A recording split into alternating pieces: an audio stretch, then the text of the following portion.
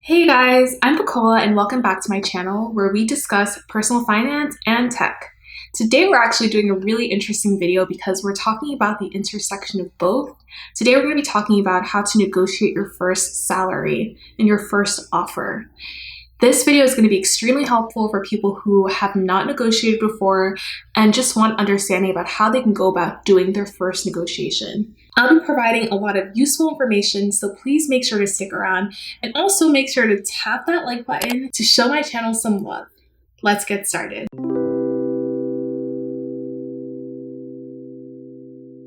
The first tip I have when you start negotiating is to remember that confidence is key. I know this is extremely cliche, but having the confidence to believe that you deserve to be paid more and having the confidence to do something that's uncomfortable, like talking about money, is extremely key when you're starting this process. You honestly owe it to yourself to get the best possible offer that you can get. Think about it. These companies that you're probably applying for are extremely well funded, or they're private or public companies that have millions and millions of dollars. So an extra $10,000 to $20,000 might not mean that much to the company, but for you, it means a lot. It could mean paying off your student loans. It could mean bringing you closer to financial independence, allowing you to afford to live in a city.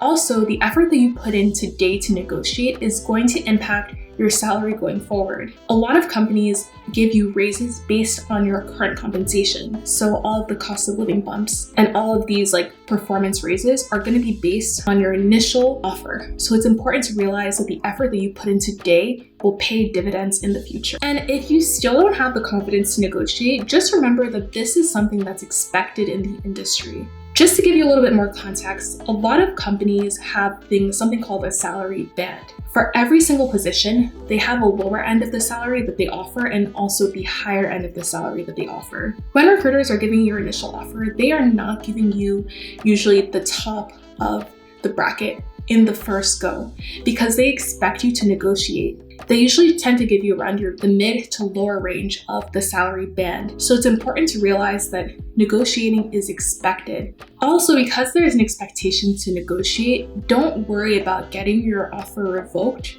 because chances are you're not going to get it revoked, especially if you're asking for a reasonable amount, which is about 5 to 10% increase or more, depending on your ability to negotiate. They're not going to revoke your offer. Before you even get started negotiating, you have to set up the scene. The first thing you want to do is you want to come in with knowledge about what people make for the role that you're applying to. Having this knowledge will allow you to understand what the higher end of the salary band is, so that that's the number you can negotiate for. So you want to find out, what are they paying, for example, software engineers in your city at that specific company? You want to know all that information. And luckily, because we live in a digital age, this information is available online.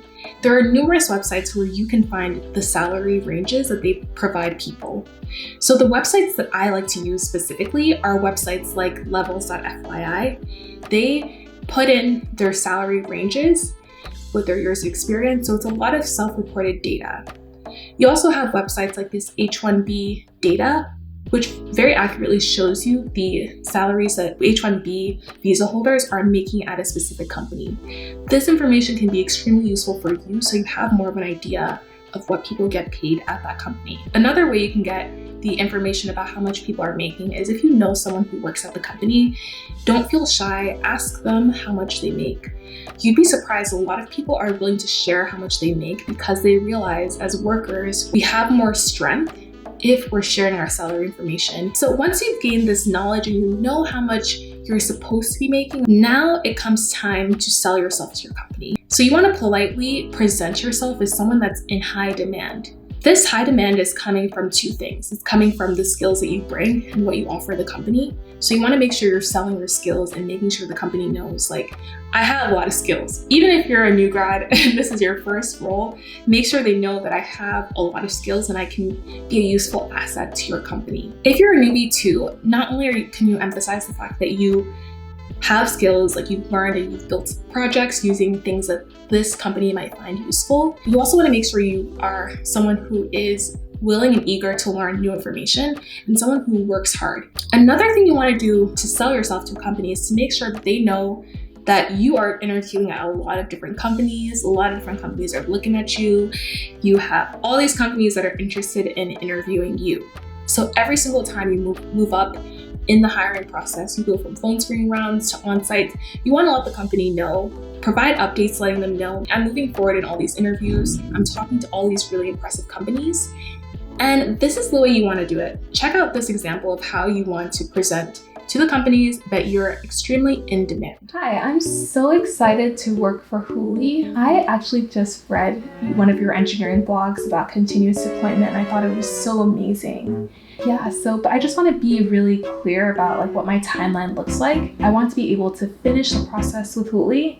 So I'm currently on the phone screen round for Rainforest, and I also am on the on-site round for Fling. Just wanted to let you know. Another key in setting up the stage is not to share any numbers. You do not want to let them know how much you currently make. You don't want them to know how much you expect to make either.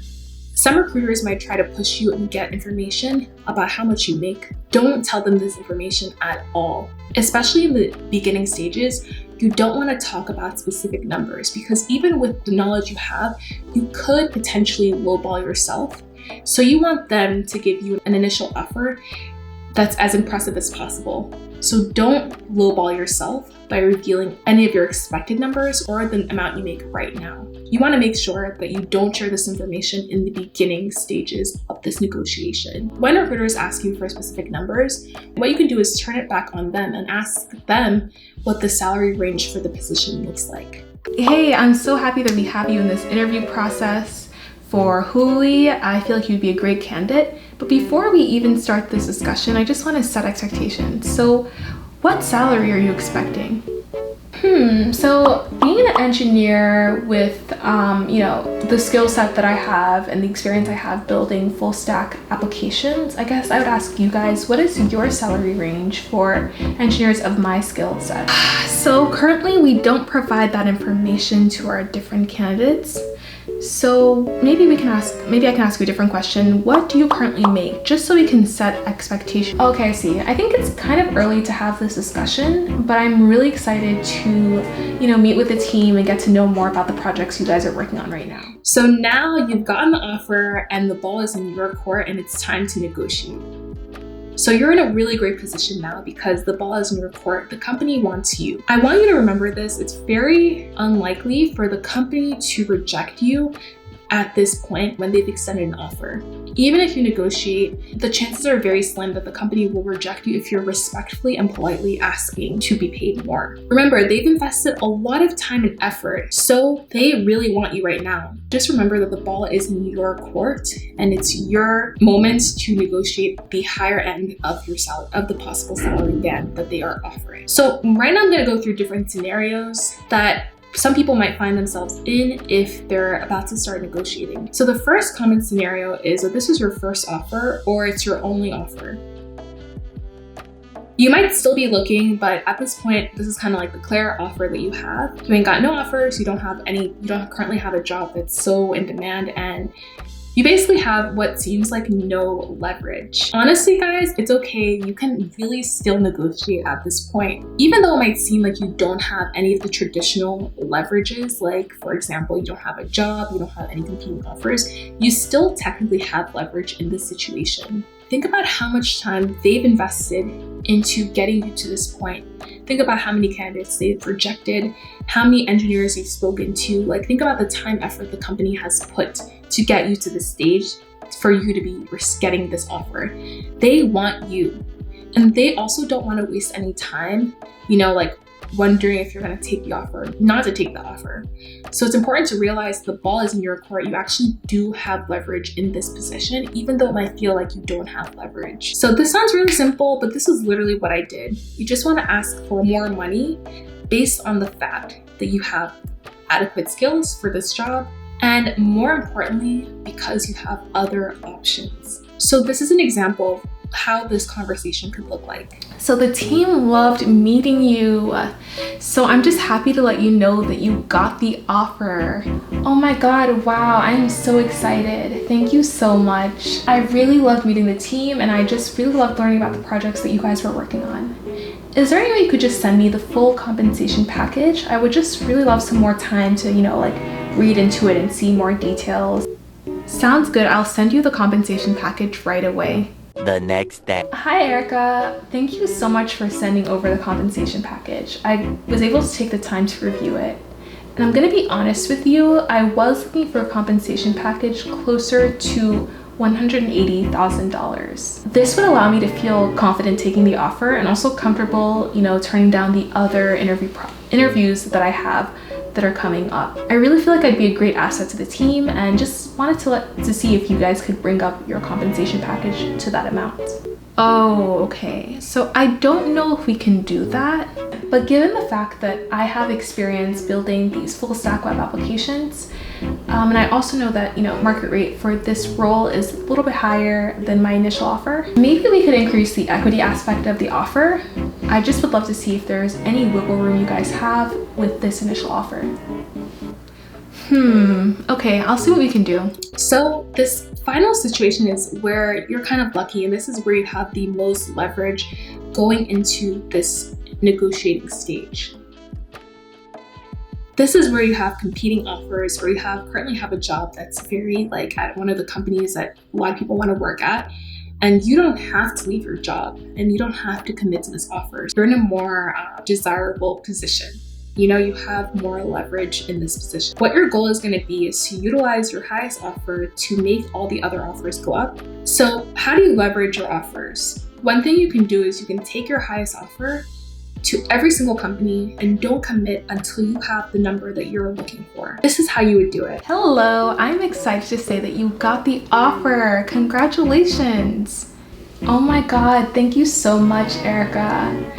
I really loved meeting everyone on the team, so I'm so happy to be receiving this offer. Thank you. Is there any way you could send me the full compensation package over the email just so I can take some time to, look through it? The next morning. Hi Erica, thank you so much. I took the time to look through the offer and it was great. Thank you so much for sending it over.